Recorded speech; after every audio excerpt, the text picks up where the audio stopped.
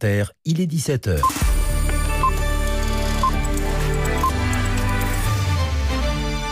Les infos, Laura Lavenne. Le cartable, la trousse, le goûter, un vieux souvenir pour les élèves français avec lequel il va falloir renouer dans 3 semaines. Mais attention, pas tous en même temps. Le retour à l'école sera progressif, étalé sur 3 semaines. Jean-Michel Blanquer, le ministre de l'Éducation nationale, en a détaillé les conditions devant l'Assemblée ce midi. Des hypothèses sur lesquelles le ministère va devoir encore travailler, Alexis Morel. Pas de décision définitive, mais un scénario privilégié donc. Un impératif d'abord, la reprise se ferait bien en petits groupes, pas plus de 15 élèves par classe en même temps. La première semaine, celle du 11 mai, ne rentrerait que les grandes sections de maternelle, les CP et les CM2, pas le lundi 11 mai, ça ce sera un jour de pré-rentrée pour les enseignants. La semaine suivante, celle du 18, Jean-Michel Blanquer envisage de faire revenir dans les collèges et lycées les élèves de 6e, 3e, première et terminale.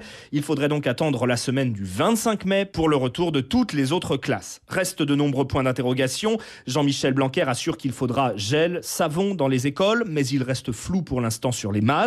Enfin, comment assurer distance et gestes barrières à la cantine, dans les transports scolaires, les cours de récré? Là encore, pas de réponse précise pour l'instant. Les explications d'Alexis Morel.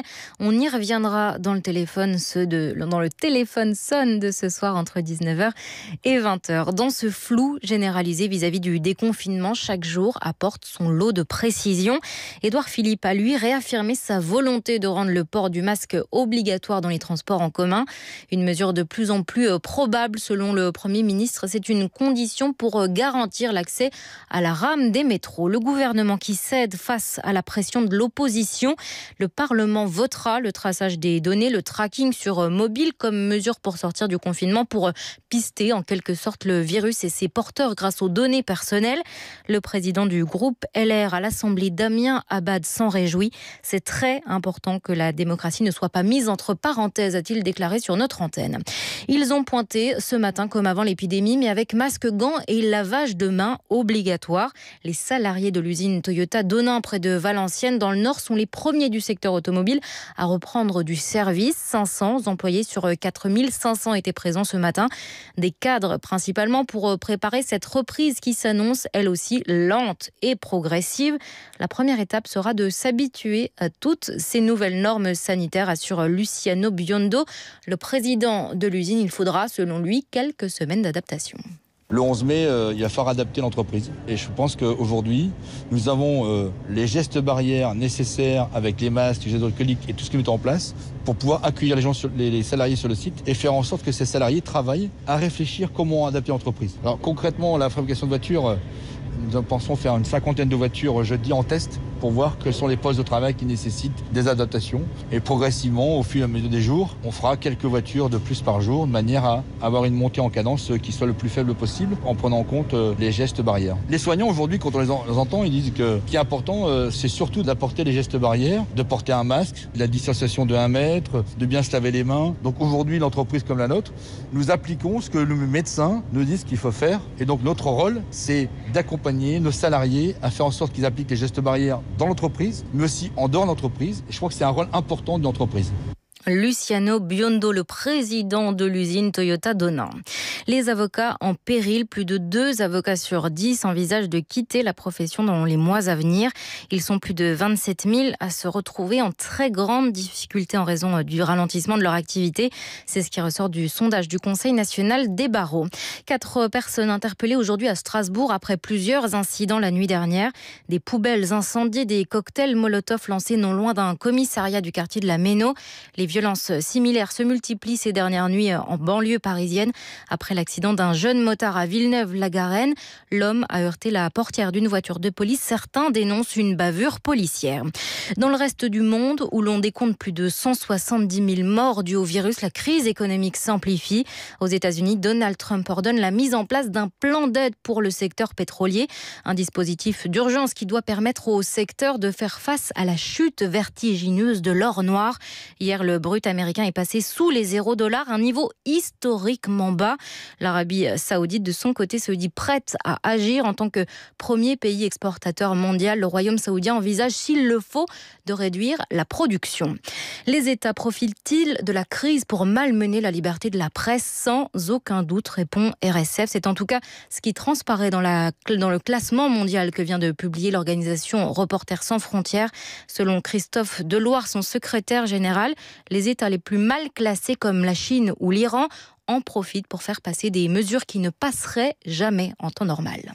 Il y a une application de ce qu'on appelle la stratégie du choc, qui consiste, lorsqu'il y a un choc psychologique sur une population, à faire passer des mesures qui en d'autres temps n'auraient pas pu passer. Et ça, on l'observe dans des pays dictatoriaux, mais malheureusement, on l'a même vu sur le territoire européen avec la Hongrie, dont le régime d'Orban a fait passer une loi qui permet de condamner à 5 ans de prison des journalistes qui propageraient des fausses informations. Cette loi, elle a pour but de traquer les journalistes indépendants qui ont mieux couvert la crise du coronavirus que les journalistes à la solde du pouvoir. Quels autres pays profitent des circonstances pour attenter à la liberté de la presse ? Ça va du Zimbabwe en Afrique, où des journalistes ont récemment été incarcérés, à l'Algérie, au Brésil, où Bolsonaro montre d'assauts répétés contre les journalistes. Trump va encore plus loin, entre des démocraties où c'est des propos vindicatifs et dangereux de dirigeants, et des régimes comme le régime chinois à l'autre extrême, qui continuent à restreindre le droit à l'information pour les Chinois, mais pour nous tous, parce qu'en fait, on est dans un moment où il apparaît que la censure, ça n'est pas une affaire intérieure. Christophe Deloire au micro de Bertrand Galichet. Dans ce classement, la France se classe 34e avec 2 places perdues par rapport à l'an dernier. En tête, la Norvège, la Finlande et le Danemark font figure d'élèves exemplaires.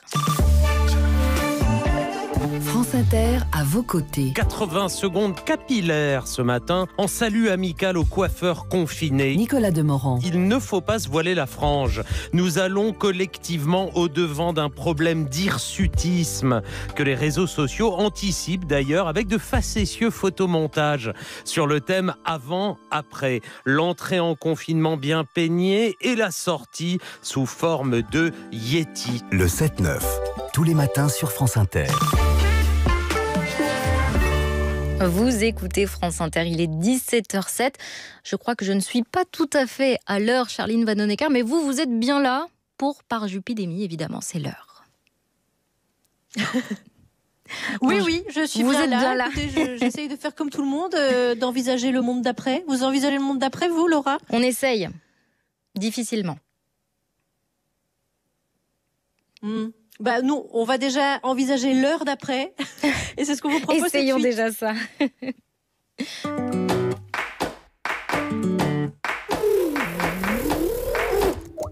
8h29 sur le groupe Skype de Parjupidémie. Alex appelle Charline et Guillaume. Allô ? Non mais attends, il est que 8h29, là je suis pas prête. Vous êtes déjà là ? Qu'est-ce que... Mais ouais, Charline, plus que jamais, je me mets à l'heure allemande. Schnell bitte. Mais oui, j'ai pris une grande décision. Aïe. Guillaume, écoute bien, on va produire l'émission en Allemagne. Ces gens s'en sortent beaucoup mieux que nous avec le Covid, les masques, les tests. On sera plus en sécurité là-bas. Ouais, c'est vrai ça, Charline. Pourquoi les Allemands ils font tout mieux que tout le monde là? Il y a un truc avec la langue allemande ou... Effizienz, meine liebe Wilhelm. Attends, qu'est-ce que t'as dit? Je comprends rien. L'efficacité, mon cher Guillaume. Ah oui, c'est pas faux, hein. Efficacité et anticipation, hein. Anticipation, Charline, genau. Ouais, ils vont déconfiner bien avant nous là, c'est sûr. Et voilà, donc moi je pense que notre avenir, les amis, c'est là-bas. Il faut qu'on s'exile en Allemagne. Ah, tu veux dire envahir l'Allemagne? Ah non, d'après Macron c'est la guerre, donc a priori c'est plutôt l'inverse qui pourrait se Non, produire. il faut se réfugier à Berlin et on appelle l'émission Durch Jupiter. Mais on quitte Paris, nos petits restos, nos petits bistrots, tout ça? Eh ben ouais, mais on prendra des bocs de Polaner et des currywurst, qu'est-ce que tu veux que je te dise? Alex, et nos balades en bord de Seine, sur le pont des Arts. Bah C'est joli aussi, il y a Alexanderplatz, hein, l'Allemagne de l'Est, ça va te plaire ça, Guillaume? Ah super. Ouais. Ben, on regrettera pas, les gars. On va revoir des gens dans les rues avant tout le monde. Ouais, on reverra des gens, mais ça sera des Allemands, quoi. Mais oui, ben c'est comme ça. Allez, Charline, moi je te fais le générique et toi tu lances l'émission. Ok. Guten Tag, Deutschland Inter. Willkommen in unserer Show en Kollaboration mit Radio France. Nein. Collaboration, il n'aime pas ce mot-là. Ah bon? Mais sinon, pour le reste, c'était nickel. Ah d'accord.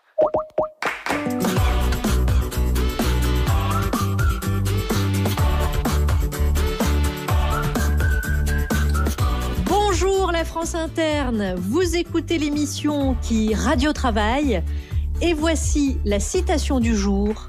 Je pense, donc je ris. Et les cartésiens de la rigolade sont prêts. Bonjour Juliette Arnaud. Bonjour, je m'en remets pas là de pseudo Descartes.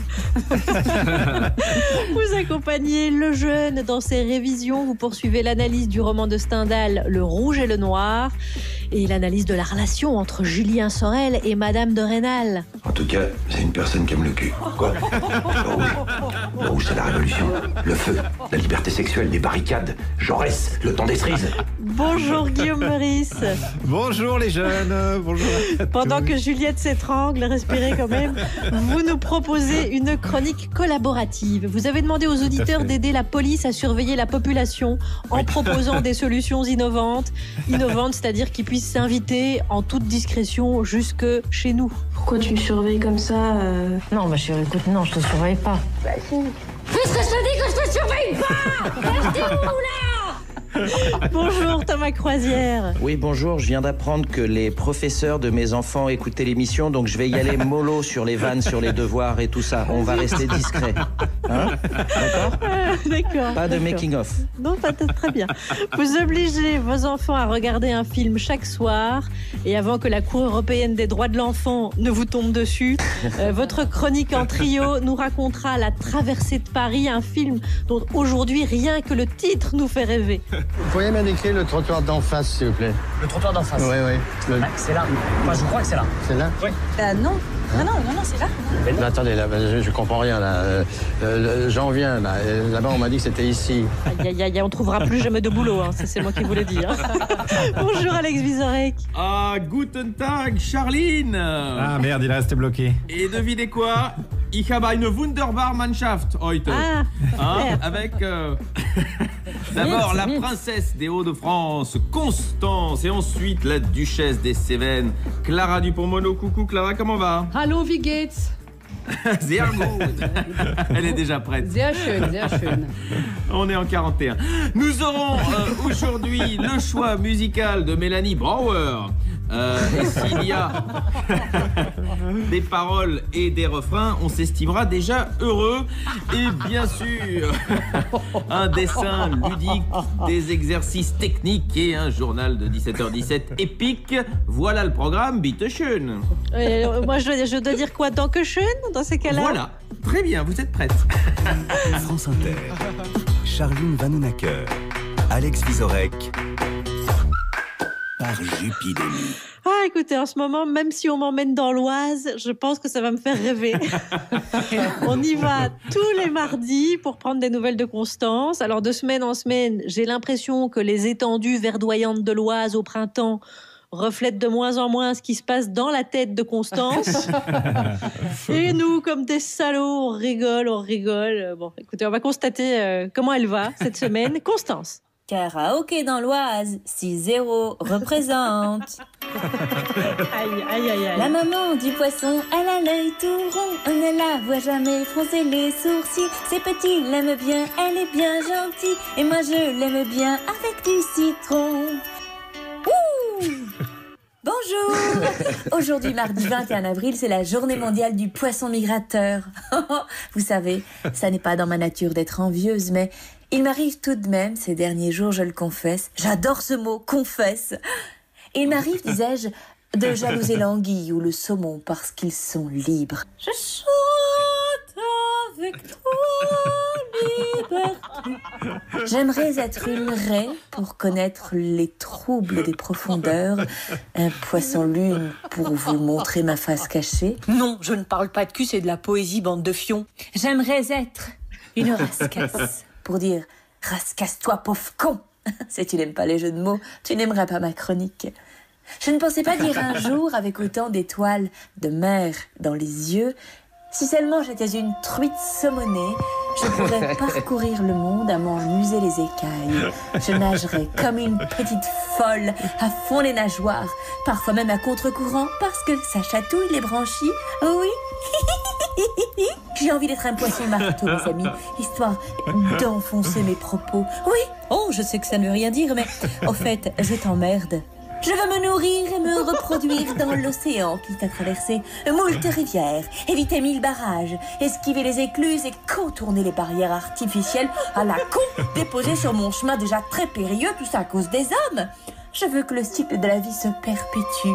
Je me vois déjà répandre mes œufs dans la flotte, pendant que toi, poisson que je ne connais pas encore, tu viendras les arroser de ta semence. Parce que c'est quand même plus épique et plus romantique que d'aller tirer un coup le midi à l'hôtel Ibis.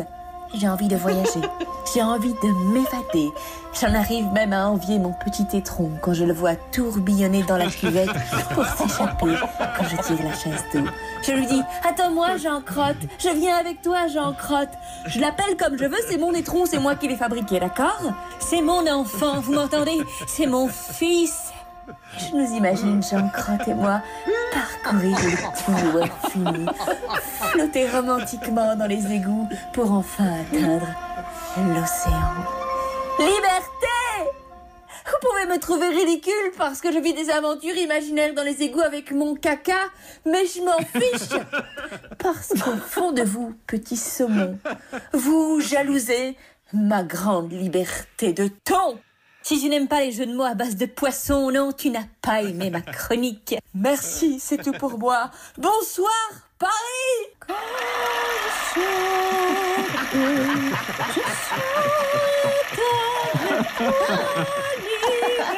Ah ben ça va mieux en tout cas.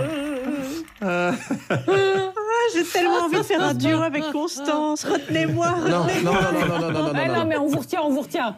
C'est beaucoup pour l'auditeur. Merci beaucoup, Constance. Les séquelles psychologiques de ce confinement seront difficiles à mesurer. Nous les mesurons quand Constance reviendra au studio avec nous. En tout cas, mais elle reviendra jamais, Charline. Elle reviendra jamais. Jamais. Ne dites pas ça, Thomas Elle est Croisière. loin.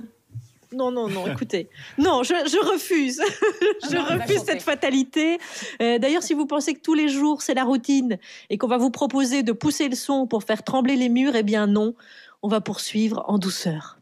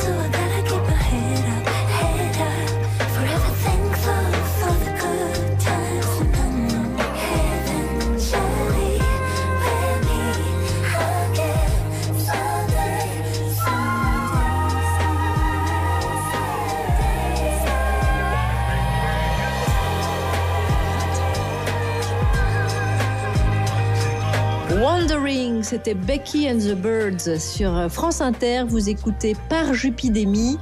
J'ai envie de dire free as actuality, Alex. On est parti. Indeed, Charline.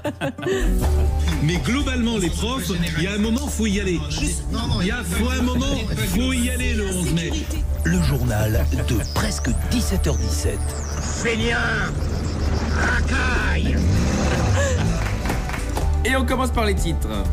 Selon une étude de l'Institut Pasteur, 5,7% des Français auront été infectés d'ici au 11 mai. Je vois pas pourquoi on s'inquiète, le Covid fait un moins bon score que Benoît Hamon à la présidentielle.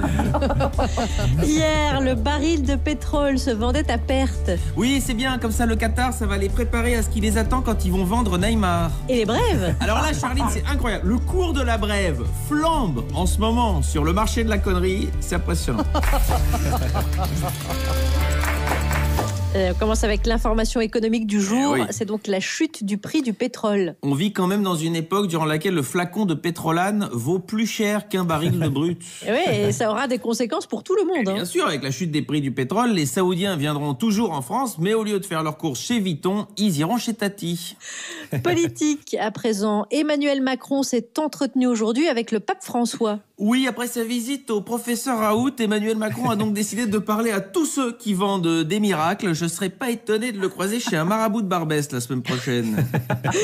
Dans le Figaro, on apprend aujourd'hui que, très discrètement, Dominique Strauss-Kahn glisserait ses conseils dans l'oreille de la Macronie. Ça nous change de d'habitude, parce que d'habitude, ce qui glisse discrètement dans l'oreille... Alex! Oui, pardon. Non, j'ai le droit à une blague de tub par journal, Charline. C'est la règle. Oui, mais au début du journal, c'est beaucoup trop tôt, Alex. Ouais, alors j'en ai une pour la fin. Ok, on enlève celle-là.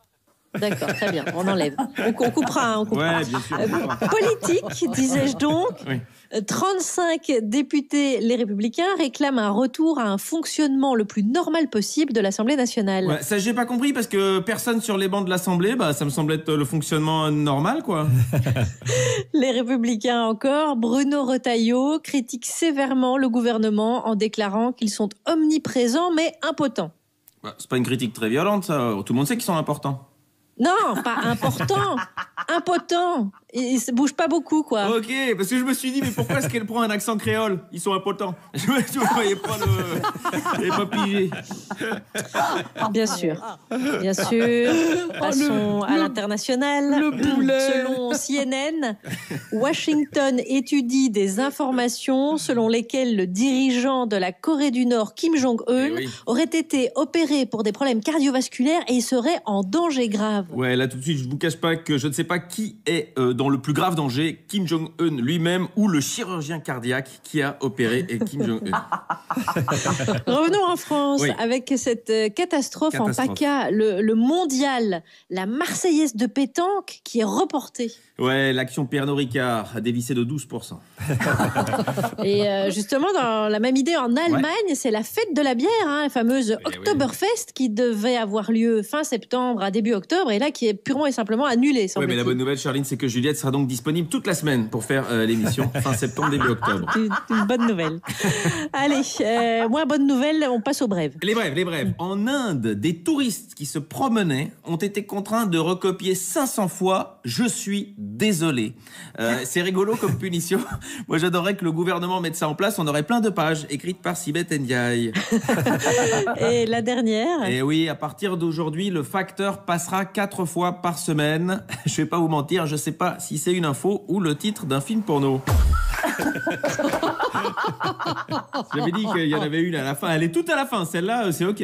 Ah elle passe bien, je trouve. Elle était délicate en plus, celle-là. Et en plus, très raffinée. Et cinématographique. La délicatesse, c'est vraiment ce qui caractérise Alex Vizorek. D'ailleurs, on achevait ce journal sur une brève qui disait copier 500 fois, je suis désolé, un truc bien scolaire qui facilitait ma transition. Ah oui.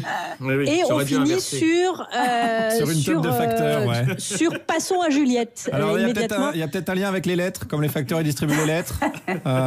Oui, c'est une bonne Juliette, idée. prof de lettres. Ouais, si, c'est bien. Je sais pas. Merci. Alors, traversons ce champ sémantique proposé par Guillaume. Pour passer à Juliette, vous relisez les œuvres inscrites au programme de français. Il y a des grands classiques qu'il est bon de relire à un autre âge, si on les a lus au lycée. C'est donc une chronique pour tout le monde. C'est mainstream, c'est Le Rouge et le Noir de Stendhal. Voilà, alors on en était resté à comment Julien Sorel, alias la fanbase à lui tout seul de Bonaparte, Devient-il une robe noire et pas un lancier rouge de la garde impériale? Un petit indice chez vous, Napoléon est mort en 1821, l'action du rouge et du noir c'est en 1827. Pourquoi Julien, qui vient de découvrir les plaisirs de l'amour physique, qui est sans issue, bon d'accord, mais c'est quand même bien sympa, pourquoi Julien, qui vient donc de découvrir les plaisirs de l'amour physique, choisit de vivre au milieu d'hommes se préparant à une vie de chasteté? Bref, que va-t-il faire dans cette galère du séminaire de Besançon? Et puis surtout, quid de Madame de Rênal? Eh ben, c'est que Madame de Rênal, comme son nom l'indique, est mariée, hein, ça je vous l'avais dit, et que monsieur son mari, tout butor qu'il est, commence à avoir les oreilles qui sifflent. Et Madame de Rênal, toute dévouée à Julien qu'elle soit, l'est aussi à ses enfants, alors elle pousse Julien à rentrer au séminaire. Bref, elle se sacrifie, hobby spécifiquement féminin à toute époque donc. Et Julien accepte, somme toute, assez volontiers. Et là, je vous vois venir. Ouais, mais c'est pour ça que je l'aime pas, ce type il est égoïste, il est un foutu d'aimer vraiment, et puis quel hypocrite, il croit en Dieu comme Charline croit au libéralisme. Dis donc, t'arrêtes de gueuler, René? Il a 20 ans, Julien. 20 ans, dans un monde vieilli, intéressé avant tout par les convenances. Il a 20 ans et il est sans famille digne de ce nom. Et il est mal né. Et il est bien décidé à vivre pleinement, à tout essayer pour s'en sortir. Mieux que ce qui était prévu pour lui. Voilà tout, hein. On en reparlera quand t'auras plus de résidence secondaire. Merci, bisous. Et de toute façon, Julien a beau essayer au séminaire de faire profil bas, personne ne l'aime au séminaire. Les autres apprentis reniflent sa différence, c'est qu'il a toujours l'air de penser. Très mauvaise idée dans ce genre de lieu. Un seul, dans cette solitude, le voit, sans être dupe ni de ses qualités ni de ses défauts. C'est un personnage que j'adore, c'est l'abbé Pirard. L'abbé Pirard voit Julien tenter de faire son jésuite, mais l'abbé Pirard, lui, est janséniste. Si janséniste qu'il est accusé d'être protestant. Coucou Clara Dupont-Mono. Et dans le dos de l'abbé Pirard, on le surnomme Martin Luther, qui était l'initiateur du protestantisme 2 siècles plus tôt. Gros niveau d'insulte, hein, c'est l'équivalent contemporain d'islamo-gauchiste.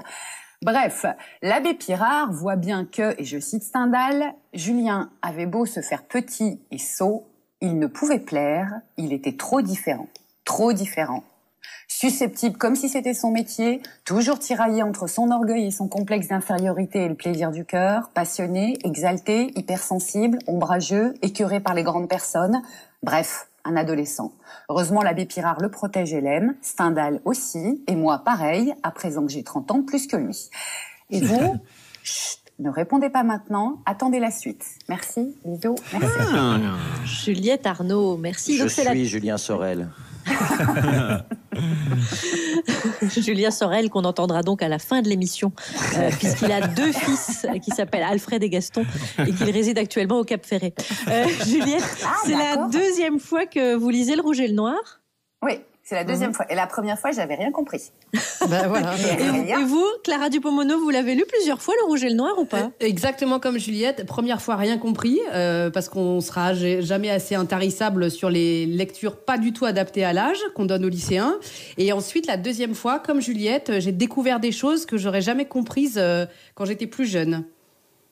Et ça vous arrive régulièrement de relire des classiques à différents âges?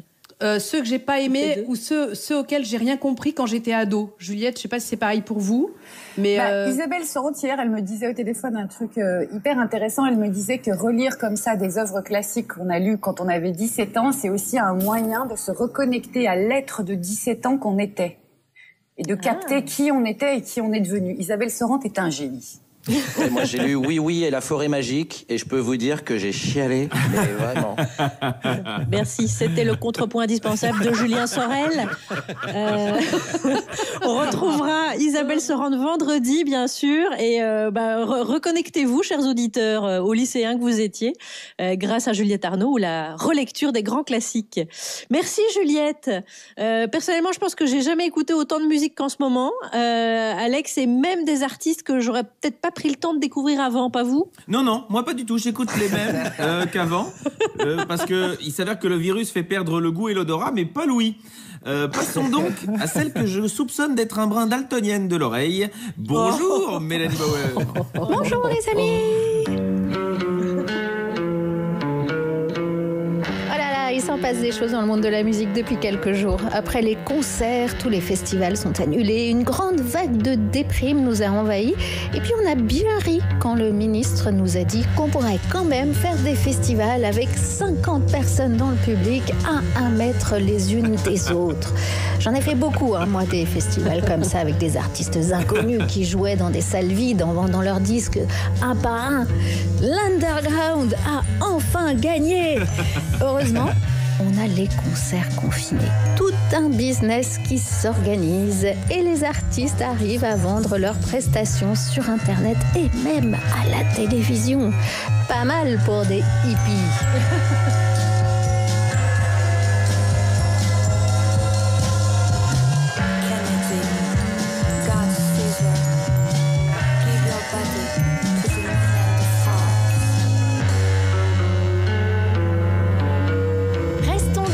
Psychédélique avec un label anglais de Brighton, Mr Bongo, dont l'histoire en elle-même mériterait une chronique. Je vous invite à visiter leur site, ça vaut le coup de découvrir leurs disques, dont celui-ci, Kid Sebastian, mantra moderne, une fusion de psychédélie anatolienne, tropicalia brésilienne, pop européenne des années 60 et jazz américain. C'est le label qui nous le dit.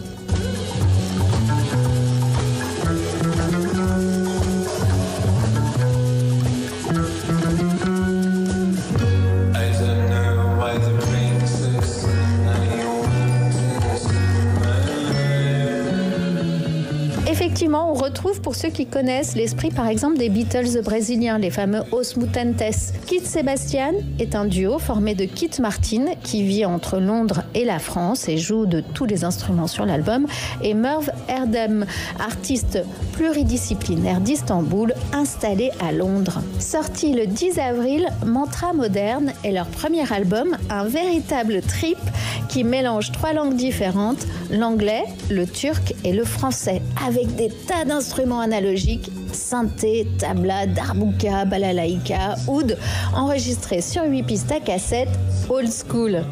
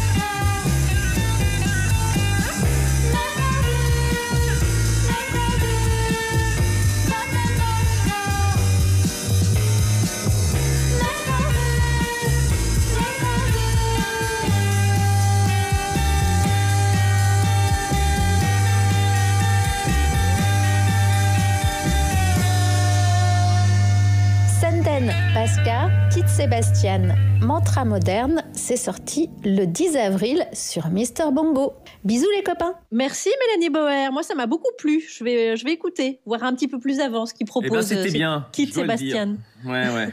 Ah voilà, merci Alex. Non, il faut de temps en temps être honnête. Mais oui, on embrasse fort Mélanie Bauer. Depuis quand? Prévenez-moi quand vous êtes honnête, parce que moi je suis pas au courant de tout le cahier des charges. Bon Alex. Oui. Si on faisait un tour de table. Ah, un tour de table. Alors, je peux vous dire qu'on a déjà entendu les blondes, Constance et Juliette. Il nous reste la noire et le roux vénitien. Pour la personne de Clara Dupont-Moreau et Thomas Croisière qui, je savais, allait se plaindre. Mais maintenant, c'est au tour de celui dont même la couleur de cheveux ne veut pas. Guillaume Meurice. Eh oui. Petit mea culpa aujourd'hui, parce que c'est vrai que dans cette émission, on a tendance parfois un peu à brocarder le gouvernement. Je ne sais pas si vous avez remarqué. Si, c'est la dictature du LOL. Ça m'étonnerait que je laisse faire ça. Oui, non, mais c'est arrivé, ça a pu vous échapper. Aujourd'hui, je voulais saluer une belle initiative. Le gouvernement a lancé un appel d'offres de 3,8 millions d'euros pour acheter des drones de surveillance. On est rassurés, hein, c'est bien. On est rassurés comme un Becherel devant les Marseillais à Cancun, mais on est rassurés quand même. Ça, plus l'application qui va permettre de nous traquer quand on sort, franchement, on dit que le gouvernement est pas de gauche, c'est abusé, hein. Staline, il n'aurait pas fait mieux que ça. Vraiment, je dis vraiment chapeau. C'est un beau signe d'ouverture. Et c'est vrai qu'on n'a toujours pas de tests en nombre suffisant. Mais bon, voilà, c'est vrai, il y a des contradictions. C'est vrai que sur le Titanic, les mecs, ils auraient remplacé les gilets de sauvetage par des caméras de surveillance. Bon, mais DiCaprio, il aurait peut-être moins fait le connard sur sa balustrade aussi. Puis sa meuf, elle l'aurait peut-être pas laissé couler comme une merde, alors qu'il y avait de la place sur cette putain de planche. Je le rappelle. On est d'accord. Excusez-moi, pardon. Je me suis reconnecté avec l'adolescent que j'étais. Je suis désolé, j'ai pas passé le cap. C'est important de se reconnecter avec le lycéen qu'on était, hein, comme vous venez de le dire. Attention de ne pas se reconnecter avec les lycéennes. Hein. Je dis ça, si Jean-Luc Lahaye nous écoute, c'est pas la même chose quand même. Bref, on s'égare. Alors moi, je suis pour fliquer les gens au maximum. Et j'ai d'ailleurs demandé aux gens qui nous écoutent ce qu'ils ont fait hier soir pour vérifier qu'ils faisaient pas n'importe quoi, et ils m'ont répondu, par exemple Alice. Hier soir, ah oui, j'ai fait l'amour toute seule. J'ai mis un masque, des gants et du gel hydroalcoolique. D'ailleurs, j'ai confondu avec le lubrifiant, je déconseille vivement. Après, j'ai écouté Parjupidémie, puis après, j'ai fait de la lèche en répondant aux questions de Guillaume, en mettant des trucs sexuels pour avoir une chance de passer à l'antenne. Bingo. C'est très malin ça, dis donc. Bravo Alice. Bon alors, faire l'amour tout seul n'est pas une activité interdite, hein, sinon Alex il serait fiché S depuis longtemps. Alors moi je le sais parce que depuis que j'ai de la police, j'ai eu accès à son historique de navigation sur internet. Et dis donc, le marquis de Sade à côté, c'est Martine à la plage, hein, je préfère vous prévenir tout de suite. Hein. Il y a des catégories qui respectent pas les accords de Genève. Mais c'est pas interdit. Allez, on passe à Nicolas. En fait, hier soir, j'ai contacté une agence de location de vieux en EHPAD pour avoir une excuse pour sortir. Alors, aller voir des vieux n'est pas interdit non plus, ça je le rappelle, sinon Alex Vizorek serait fiché S depuis longtemps. Hein. C'est vrai qu'il a besoin d'aller à la rencontre de son public, puis parfois la sexualité tout seul, c'est un petit peu pesant. On ne juge pas, donc pas de problème Nicolas et Alex, vous pouvez continuer. Nous aussi on continue avec Charlotte.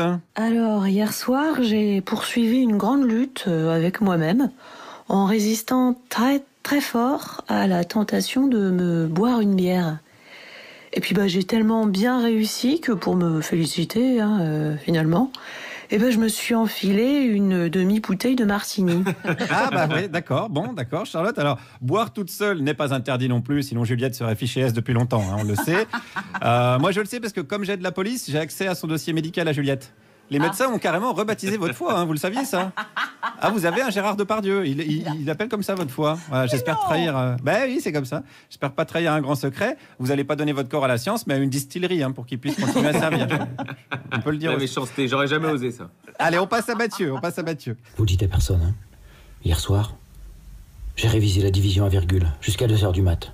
Je veux plus me payer la honte avec le petit quand on fait les devoirs. Alors, se payer la honte en faisant ses devoirs, faisant les devoirs des enfants, c'est pas interdit non plus, sinon Thomas Croisière, il serait fiché S depuis longtemps. Hein. Coucou. Ouais, je le sais parce que comme j'ai de la police, j'ai accès à ses bulletins scolaires. Bon, on a vu des CRS qui ressemblaient plus à des prix Nobel que Thomas Croisière, hein, je vous le dis. Mais c'est pas interdit. C'est pas interdit, on enchaîne avec Limia. Moi, mon activité préférée, c'est de faire du sampling, avec tous les bruits que je peux enregistrer. Et ce que je préfère par-dessus tout, c'est les cris de désespoir de mon voisin du haut.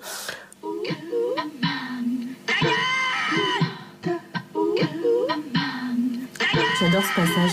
Vous pourrez dire à Chewbacca que j'aime beaucoup son travail. Alors, aimer le travail de Chewbacca n'est pas interdit. Quand on sample son voisin qui hurle ta gueule, il y a même une certaine logique là-dedans. Moi, je me suis renseigné parce que comme j'ai de la police, je sais que pour faire avouer les gens, ils utilisent la playlist de France Inter et que c'est très très efficace. Attention quand même, si vous voulez passer dans les chroniques de Chewbacca, il faut que vous ayez eu au moins la tuberculose, pas plus de 2 membres valides et des parents qui vous vendaient dans des foires aux bestiaux quand vous étiez gosse. Sinon, c'est pas la peine de postuler, vous n'avez aucune chance. Allez, il est temps de conclure avec Jean-Baptiste et son activité d'hier. J'appelle des potes en leur faisant croire que je suis en train de faire un AVC, donc je leur demande de venir m'aider, quoi. Et direct, une fois que j'ai raccroché, là, j'appelle les flics en leur disant qu'il y a un mec un peu louche qui respecte sûrement pas le confinement là en bas de chez moi. Et donc, quand mes potes arrivent, à chaque fois, ils se prennent une amende. Voilà, bravo JB. Dénoncer des gens n'est pas interdit non plus. Sinon, le préfet Lallemand, il serait fiché S depuis longtemps. Vous voyez qui c'est, Didier Lallemand ? Je sais plus, j'en ai déjà parlé. Ça fait un moment que j'en ai pas parlé. C'est le préfet de police de Paris. C'est un mec sympa qui adore jouer, il adore jouer au Barbie. Ou à Barbie. Moi, je sais plus, il y a un truc avec Barbie. Enfin bref, c'est un gars compétent. De toute façon, être incompétent n'est pas prohibé non plus. Sinon, c'est tout le gouvernement qui serait interdit. Et voilà, c'est reparti. Bien joué. Ben voilà, bien sûr. Guillaume Meurice. Je vous en prie. Et vous avez fait quoi hier soir, Guillaume Meurice ? Moi, j'ai écrit cette chronique à la sueur de mon front. Vous écrivez le soir ? Ouais. Je reçois pas mal de mails. J'avoue que je rigole bien, mais il y en a beaucoup à trier. Mais je remercie les auditeurs et les auditrices qui nous écrivent sur l'adresse parjupidemie@gmail.com. Et vous, Clara Dubonneau, vous avez fait quoi hier soir ? Alors moi, hier soir, j'ai fait des cookies et j'ai lu. Ah, très bien. Voilà, nourriture du ventre et de la tête. Oui. Terrestre et intellectuelle. Oh bah non, faire des cookies, non. Alors, il paraît que Jean-Michel Blanquer compte beaucoup sur nous pour faire remonter la France au classement PISA de l'OCDE. C'est le classement international des élèves. Donc moi, je suis d'accord, mais il ne faudrait pas que la France dépasse la Belgique. Alors, vous voyez, parce que donc on va mettre des pièges dans les exercices avec Alex pour ça. Et même que le premier piège, c'est de confier un exercice de conjugaison à Alex Vizorek. Allons-y. Oui, il n'est pas évident celui-là. Parmi les phrases que je vais énoncer, le temps utilisé dans l'une d'elles, il n'y a qu'une seule réponse qui n'est pas correcte pour décrire précisément l'effet dont on parle. Alors, la première phrase, attention. A, il eût fallu mieux anticiper cette période. B, c'est une phrase de Manuel Valls. Moi, entré au gouvernement, encore eût-il fallu que je susse disponible. C, encore fallait-il qu'ils eussent su que cela était grave. Est-ce qu'il y a une faute dans ces 3 phrases-là ? Ou la dernière, les masques arrivent, ils sont là. Alex Vizorek, vous avez modifié une phrase. Oui, des fois je triche pour les exercices. Ouais, sauf qu'elle n'est pas correcte, du coup. Elle n'est pas correcte ? Parce que moi, je me fais chier à vous mettre un conditionnel passé deuxième forme. Alors que, en plus, j'avais oublié quelle était la première forme et vous niquez tout mon exercice. Je crois qu'il y a papa et maman qui se disputent. La phrase de Valls, elle est juste. Encore eût-il fallu que je suce disponible. Ouais. Allez, je vais passer à mon exercice d'histoire. Plus de 1000 marins du porte-avions le Charles de Gaulle ont été infectés par le virus. On vous l'a rappelé hier, ils ont ramené le Covid lors d'une escale de 3 jours à Brest. Il y a 50 ans, qu'est-ce que les marins pouvaient ramener sur les navires militaires ? Petit A, des filles. Petit B, des MST. Petit C, des pims à la fraise. Petit D, la ch'touille. Guillaume, c'est à vous. Oui, les EHPAD sont au cœur des discussions gouvernementales en ce moment. Donc je rappelle que les EHPAD, ce sont les établissements d'hébergement pour personnes âgées dépendantes. Mais quel autre nom on donne aux EHPAD ? Réponse A, le Sénat. Réponse B, les grosses têtes. Réponse C, maison de retraite médicalisée. Ou réponse D, le Tinder d'Alex Vizorek. Et ça, vous autorisez ? Ça, c'est bon. Ça, c'est légal. Ça. C'est validé, a priori. Hein. Bah, disons que ça me facilite une transition vers Clara Dupont-Moreau. Ah bon, sympa. Ah bah bravo. Ah bah merci. Cela dit, je vais quand même préciser à nos auditeurs que nous mettons les corrigés sur Facebook, sur notre page, et sur franceinter.fr, aussi sur la page de l'émission, afin d'éventuellement profiter du conditionnel passé deuxième forme qui s'était glissé dans un exercice. Alors voilà, maintenant, on passe à la suite. Elle fait partie de ces écrivains qui vit à la campagne actuellement et qui pourtant ne nous gratifie pas quotidiennement d'un journal de confinement. On leur remercie. Et elle préfère partager ses lectures avec nous, Alex. Et oui, d'ailleurs, c'est la seule chose qu'elle partage avec moi et j'en suis mari, sans malheureusement être le sien de Marie. Bonjour Clara Dupont-Moreau. Bonjour Alex et bonjour les confins. Alors je vous fais aujourd'hui la deuxième chronique sur le Bataillon du ciel de Joseph Kessel. C'est un roman qui m'a emmené haut et qui m'a secoué parce qu'il raconte la Seconde Guerre vue par des parachutistes. Alors en littérature, la guerre, c'est un peu comme l'amour, c'est un thème très très casse-gueule. Pourquoi ? Parce qu'en fait, il faut transmettre une intensité du vécu par les mots et que ce passage du réel en écriture, c'est un peu l'équivalent de la passoire en cuisine. Souvent, on récupère un liquide assez tiède et on a perdu en cours de route tous les morceaux qui font la saveur. Il faut donc arriver à restituer l'impact d'un coup de foudre ou d'un coup de fusil, ne pas sublimer ou dépasser la réalité, mais la copier. Et c'est pour ça que sur 14-18 ou sur 39-45, je ne sais pas si vous avez remarqué, mais en littérature française, on a beaucoup plus de récits que de romans. C'est-à-dire que la réalité est tellement violente que faire passer cette violence en mots, c'est déjà un exploit. Alors si en plus il faut inventer une histoire derrière, merci bien. C'est un cas très rare où la réalité ne dépasse pas la fiction, mais où elle l'écrase. Et d'ailleurs, c'est pas un hasard si Joseph Kessel était journaliste, c'est-à-dire un rapporteur de réel, et qu'il a reconstitué l'épopée de ces soldats largués en Bretagne avec une mission, je cite, « tenir jusqu'à l'arrivée des Alliés ». Problème, ils sont plusieurs centaines et face à eux, il y a 80 000 soldats allemands. Alors, qu'est-ce qui se passe ? Kessel dit, par petits groupes de 10, de 4, de 2 et parfois à un seul homme, les pirates se glissaient, se faufilaient, se répandaient dans la province. Ici, un barrage saute. Là, c'est un train qui déraille. Ailleurs, c'est un convoi nazi qui se fait attaquer. Je cite, « Le blocage des 80 000 était l'œuvre de 400. La commandanture est furieuse, la tête de ces hommes est mise à prix, mais parce qu'ils opèrent en petits groupes mobiles, ils sont insaisissables.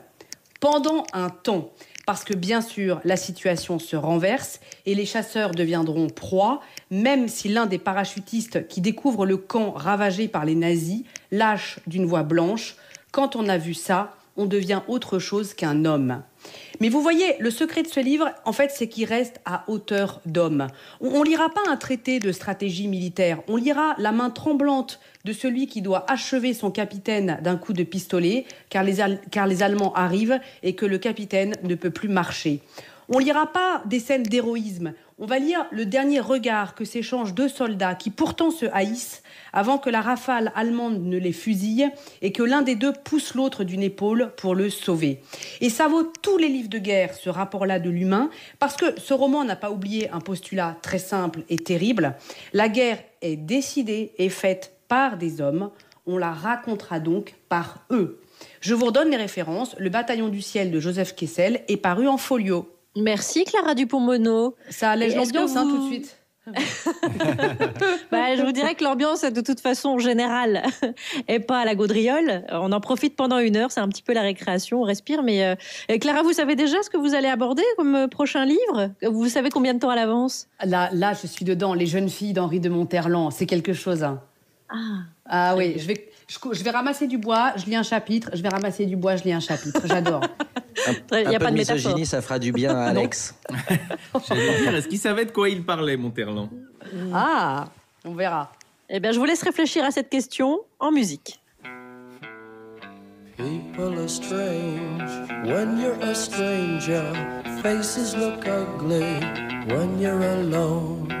Women seem wicked when you're unwanted. Streets are uneven when you're down. When you're strange, faces come out of the rain. When you're strange, no one remembers your name. When you're strange, when you're strange, when you're strange.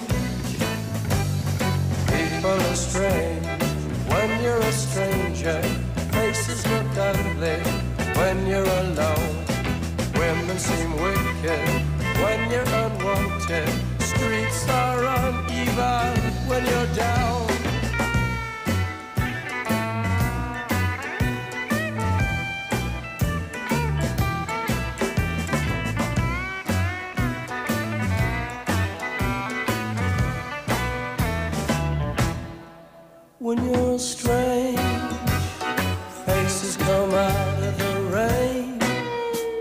strange, no one remembers your name. When you're strange, when you're strange, when you're strange. Alright, yeah.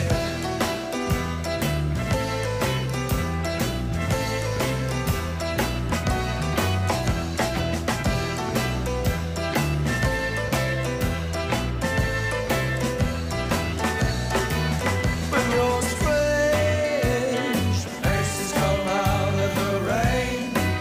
When you're strange, no one remembers your name. When you're strange, when you're strange, when you're strange. Les Doors, People Are Strange. Il était là, le message de Jean-Baptiste Audibert. Programmation musicale reliée à l'actualité, bien sûr. Nos vies sont tout à fait passionnantes en ce moment, d'ailleurs. Disons que chaque détail de la journée devient une épopée. Et on le sent entre nous quand on se raconte des choses avant ou après l'émission. Et comme c'est tout à fait passionnant, eh bien, on va vous le faire partager. Entrez dans les cuisines avec le making-of de l'émission. Oh, il y a une bête dans mon thé. Il y a une bête dans le thé de Juliette. Putain. Qu'est-ce qu'on peut faire? C'est quoi? C'est du genre un caniche ou c'est plutôt une mouche? Ah non, c'est un morceau de tabac. Ok, fausse alerte, c'était pas une bête. Il se passe rien dans ma vie. C'est vrai que là, c'est un peu compliqué. Vous aussi, parfois, vous vous tapez sur l'épaule gauche pour vous faire une surprise ou pas? Vous savez ce qu'il y a écrit sur ma liste de choses à faire aujourd'hui? Non. Je vous le lis parce que vous êtes mes amis. Mercredi 15 avril, descendre les bouteilles dans la poubelle et acheter du chardonnay. J'ai appris aussi hier j'ai appris un tour à mon chat. Sur ordre, elle s'assoit, après elle se dresse sur ses pattes arrière pour attraper un truc. Mais dans l'ordre. Et à l'ordre au moment où je le dis, pas avant, pas après. Ah, ça c'est une bonne journée, ça, on peut appeler ça pour Juliette Arnaud. Sinon, ça va, Juliette, aujourd'hui? Tout va bien? Charline, si on en est tous là, vous savez. Oui, il faut Alex. voir la vidéo de cet exploit sur l'Instagram de Juliette.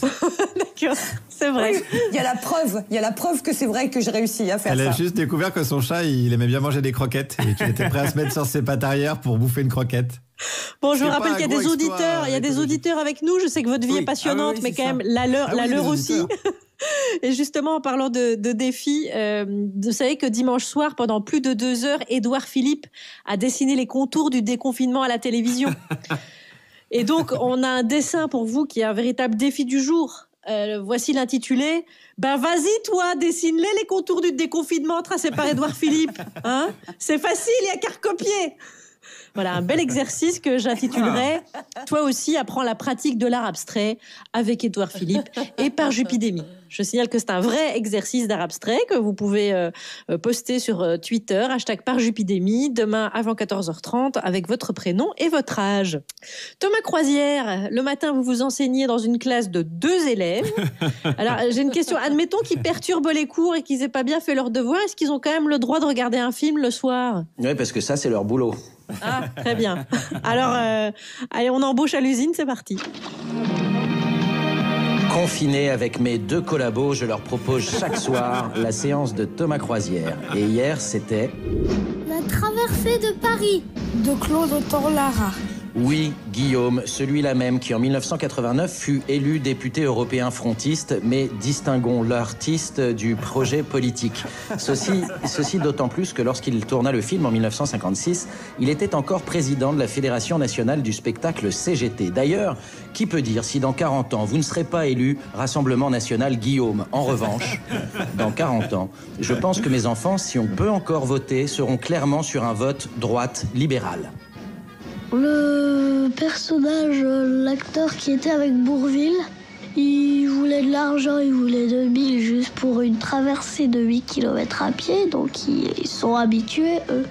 Alors 2000, moi je me dis que c'est beaucoup tout de même. Mais en tout cas, Bourvil, il dit pas j'en veux plus. 450, c'est très bien. Voilà, 450, c'est très bien, et puis tu dis merci. Ils rejoignent en cela l'esprit de la réplique assassine de Jean Gabin, reprise plus tard par Coluche. Salaud de pauvre. Fantastique dialogue de Jean Orange, n'en déplaise aux salauds de la nouvelle vague. Et ils faisaient quoi, les salauds, pendant l'occupation? Ils font du marché noir. Ah, papa, tu leur expliqueras ce que c'est. Oh bah je vois le genre, comme tu prends pas d'oseille sur ma tartine, je dois me farcir le turbin. Salaud de gosse. Alors le marché noir, c'est un marché clandestin, et ici, nos héros doivent transporter dans Paris un cochon découpé dans 4 valises. Ce que m'a plu, c'est quand tu traversais Paris tranquille. J'ai juste pas aimé les passages quand Jean Gabin il faisait des trucs, mais sinon quand tu traversais Paris tranquillement, ou alors quand il se cachait quand il y avait de la police, j'ai aimé quoi.